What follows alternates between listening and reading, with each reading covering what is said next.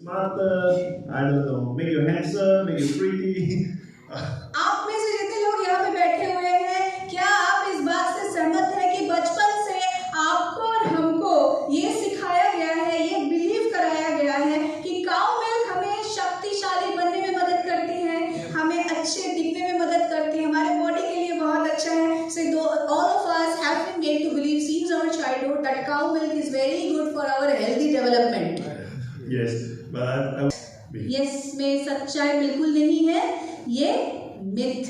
okay, let me show you one thing of this world map. The dark blue colors, all these blue color and dark blue colors are the highest milk consumption country in the world.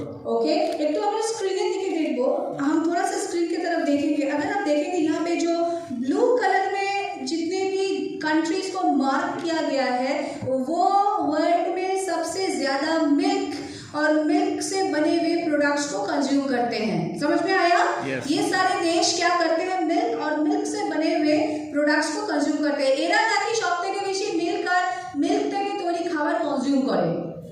Africa, sir, can you just point that? Yes. See, this is the African continent. और अगर African continent को देखोगे, they are very less fortunate, they are very poor. तो वो ना milk afford नहीं कर सकते. मेल न्यूट्रिशन है अफ्रीका में, हम सबको पता है. तो वो मिल्क जैसे चीजों को अफोर्ड ही नहीं कर सकते हैं. Okay, so if milk is the best protein and calcium, talk about calcium first. It's the best calcium to calcium source to our body. We should all these. Right. तो अगर आप इस चीज को समझने का कोशिश कीजिए, इस स्लाइड को हम कैसे समझेंगे.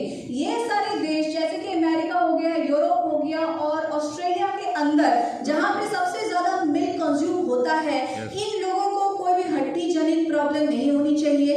राइट. और जो अफ्रीकन्स है जहाँ पे मिल्क कंजम्पशन नहीं होता है, उनका जो हड्डी पट फट जाना चाहिए, टूट जाना चाहिए. यस और नो? लॉजिकली यही होना चाहिए, बट होता क्या है चलिए देखते हैं. But the fact is, you can see this is the osteoporosis movement. Okay, अब देखिए इंटरेस्टिंग सी चीज ये है, जहाँ पे ये ऑरेंज कलर का मार्किंग किया हुआ है, वो वही देश है जहाँ पे सबसे ज्यादा ऑस्टियोपोरोसिस का समस्याएं हैं. এদের সবথেকে বেশি অস্টিওপোরোসিস হয় যেখানে অরেঞ্জ কালারের মার্কিং রয়েছে আমাদের এই স্লাইডের ভেতর. So we can see that the highest দুগ্ধজাত কোনো জিনিস খাবার ওদের কাছে কিন্তু অস্টিওপোরোসিস নেই, বাট যেখানে বেশি মিল্ক কনজাম্পশন হচ্ছে সেই সব জায়গাতে কিন্তু অস্টিওপোরোসিসের সমস্যা বেশি. So milk, osteoporosis, milk, osteoporosis connection, milk and osteoporosis connection. আমরা বুঝতে পারছি? Okay, now why? क्यों होता है ये? Okay, I just sent translate করে পাঠাতে হবে. So acid ash food and alkaline ash food এর উপরে हम डिस्कशन कर रहे हैं, and we will try to translate in your local language and send it across to you. Yeah. Okay, basically animal proteins are considered as an acidic food. ज्यादा intake करेंगे तो क्या होगा, हमारा बॉडी जो है एसिडिक होना शुरू करेगा. Okay, and vegetables, fruits are considered as alkaline ash food. और वेजिटेबल जो है वो क्या है, वो अल्कलाइन है. लिखिए इस चीज को, इंपॉर्टेंट है. We will repeat. Animal protein And carbohydrate, especially refined carbohydrate, junk food, all these are considered acidic. Okay, animal protein, refined food, carbohydrate, ये है एसिड ऐश फूड. एसिड তারপরে লিখুন অ্যাশ, ASH. ওকে, এটা হচ্ছে অ্যাসিডিক. আর ভেজিটেবলস হচ্ছে alkaline. Yeah. So ALKALINE, alkaline. Vegetables are alkaline. Yeah. So by eating a lot of acidic ash food, our body will become more acidic. अगर हम ज़्यादा से ज़्यादा एसिडिक फूड इंटेक करेंगे, definitely logically हमारा जो body है वो एसिडिक होना शुरू होगा. Acidic body just like you put on a meat, you take out a meat from the fridge, and then you put on the table. 1 day, 2 days, you don't do anything. The meat will be spoiled, fermented. Why fermented? Because become acidic. Okay, तो आप इसको कैसे हम समझ सकते हैं lemon के हिसाब से? आप फ्रिज से मीट को बाहर निकाल के टेबल के ऊपर रख दीजिए, ऐसे इसको 2-3 दिन छोड़ दीजिए, 2-3 दिन के बाद वो खराब हो जाएगा, राइट, फर्मेंटेटेड हो जाएगा। हाँ, तो क्यों हो रहा है? बिकॉज उसमें एसिड फॉर्म कर जा रहा है, the food is turning acidic. So acidic body is very. और कोई भी बीमारी का जो एकदम से पालन क्षेत्र है वो है acidic body. So to overcome this situation, the body will try the ways to neutralize the acidic body. Body अपने आप, इम्यून सिस्टम अपने आप क्या करेगी? ये जो बॉडी एसिडिक टर्न कर रही है इसको रोकने का कोशिश करेगी बॉडी अंदर से। So the body will withdraw the most alkaline ingredients from your body, which is calcium. तो बॉडी क्या करेगी? हमारे बॉडी के अंदर से सब एसिड को रोकने के लिए, न्यूट्रलाइज करने के लिए हमारे बॉडी से ही जो एल्कलाइन का सोर्स है उसको खींचने का कोशिश करेगी ज्यादा से ज्यादा, और वो एल्कलाइन सोर्स क्या है? वो हमारा कैल्शियम है। So you are drinking milk, try to refill calcium, but your body, because of the milk. Milk देते हैं बॉडी, आप मिल्क पीते हैं, क्यों मिल्क पीते हैं? आप कैल्शियम बनाने के लिए मिल्क पीते हैं, बट आपकी body, because milk is animal protein and that is why it is acidic, तो आप जैसे मिल्क पी रहे हैं आपका बॉडी जो है वो एसिडिक होता जा रहा है, और बॉडी अंदर ही अंदर सिस्टम क्या बोलेगी? अरे एसिडिक हो रही है, इसको रोको, इसको रोको, इसको रोको, एल्कलाइन दो, एल्कलाइन दो, और वो एल्कलाइन कहाँ से खींचेगी? हमारे कैल्शियम से खींचेगी। This is why more osteoporosis. जो लोग ज्यादा मिल्क पीते हैं उनको ज्यादा ऑस्टियोपोरोसिस एक्चुअली हड्डियों का बीमारी है। Back to the questions. Definitely, animal milk not the best source of protein and calcium. So, animal milk protein और कैल्शियम का बेस्ट सोर्स बिल्कुल नहीं है। The best source of protein will be plant protein, adult protein, kids protein. Right, the best source of protein would be plant protein, जो कि आपको organic source में हमारे किड्स प्रोटीन और एडल्ट प्रोटीन में मिल सकता है टियान्स पोर्टफोलियो के अंदर। And of course, the calcium will be our calcium HMB.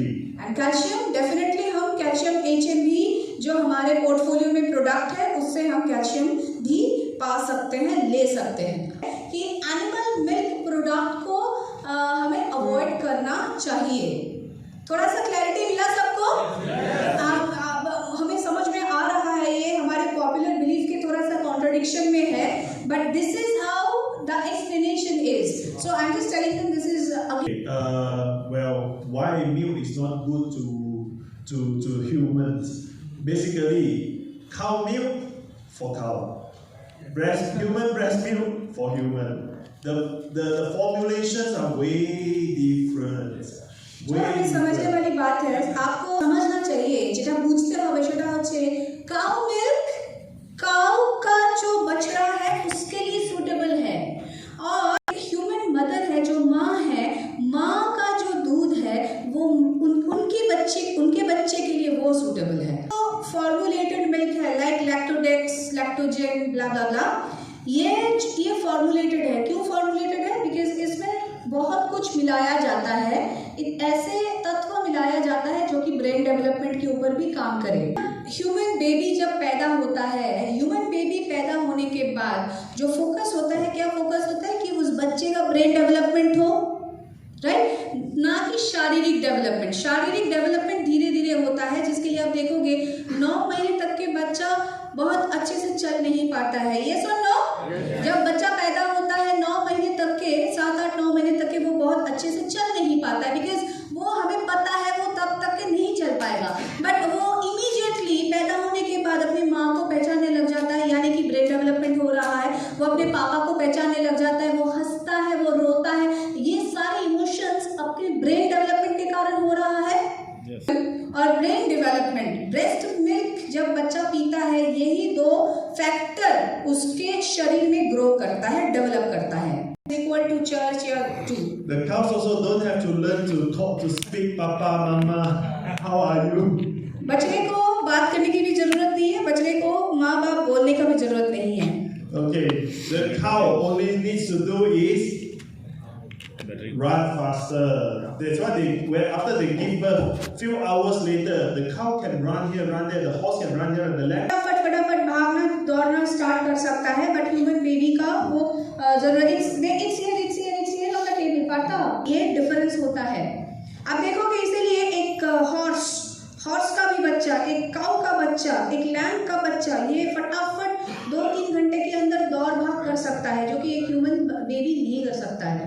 Okay, maybe because of the cow milk formulations inside, there is the major protein, we call it casein, CASEIN. Okay, cow milk के अंदर एक protein होता है, लिख लीजिए, इसका नाम है कसीन, CASEIN, कसीन. कसीन नाम का एक प्रोटीन पाया जाता है काऊ मिल्क के अंदर. So if you go to search in Google, search photo in Google, you will find the bodybuilding formulated powder, which is some is casein, some is whey protein. Right, casein CASEIN. Body builders को अगर आप देखोगे, वो जो protein intake करते हैं वो कसीन protein intake करते हैं, वे प्रोटीन इंटेक करते हैं. समझ में आया? Alright, so casein mainly to build your muscle, not to build the brain. कसीन जो प्रोटीन जो कि गाय के दूध में पाया जाता है, वो आपके मसल को बिल्ड करने में मदद करती है, ना कि आपके ब्रेन डेवलपमेंट में मदद करती है. That's why the formulated infant milk have to add in those ingredients to develop the brain. That is why जो फॉर्मुलेटेड बेबी मिल्क पाउडर होता है, उसमें ब्रेन डेवलप करने वाला न्यूट्रिएंट्स को ऐड करना पड़ता है. So you will find people, infant with having long-term this human breast milk feeding, they are usually a bit skinny, smaller, but very smart.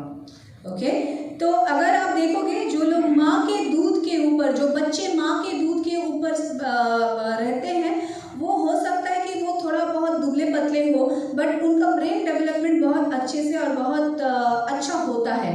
But infant grow by cow milk, formulated milk, they will grow very strong, big, and the character also like a cow. Okay, so जो बच्चे formulated milk powder के ऊपर grow करते हैं, उनका हो सकता है कि शारीरिक वृद्धि बहुत ज्यादा हो, बट हो सकता है कि वो थोड़ा सा मेंटली काऊ की तरह हो जाए. Yeah, and okay, talk about milk. Furthermore information. If the cow is the cow, right? If the baby the kid is having autism, you know autism, right? Nowadays many kids are developing autism. बहुत सारे बच्चों को autism का problem होता है. आपको पता है वो जो ऑटिज्म जिसमें ब्रेन डेवलपमेंट नहीं होता है, जो थोड़ा सा बच्चे जो होता है ऑटिस्टिक चाइल्ड जिसको बोला जाता है. Autistic child, the first thing have to stop is formulated milk. Autistic child अगर आपके आस पड़ोस में, अगर आपकी जानकारी में कोई किसी का बच्चा अगर ऑटिस्टिक है, AUTISTIC autistic, AUTISTIC autistic. Okay, अगर किसी का बच्चा ऑटिज्म से पीड़ित है या फिर ऑटिस्टिक बच्चा है, उसको जो इमीडिएटली करना चाहिए वो है stop milk immediately. Yeah, because of the casein and gluten, this is the main problem for autism disease. Autism का मेन कारण होता है कसीन, जो अभी काउ मिल्क में पाए जाने वाले प्रोटीन के बारे में अभी बात किया, कसीन एंड ग्लूटेन. ओके, ये दो रीजन होता है किसका? ऑटिज्म का. So 2 days ago in Mumbai, there is a testimony. When I talk about this topic, he raised his hand. He said, "Yes, I have a testimony. My friend's child having autism. Stop the milk. Stop this formulated milk for 4 months. The symptom been reversed." Absolutely. So अभी 2 दिन पहले यही seminar हम जब मुंबई में कर रहे थे, तो मिस्टर वाइटी वाज शेयरिंग अबाउट दिस, और हमारे में से ही एक डिस्ट्रीब्यूटर उठ के आया और उन्होंने कहा कि मेरे एक फ्रेंड के जो बच्चा है, ही इज ऑटिस्टिक चाइल्ड, और डॉक्टर ने, in fact he said this, doctor had told the parents कि आप ना बच्चे को दूध पिलाना बंद कर दो, और पेरेंट्स ने नहीं सुना था. उन्होंने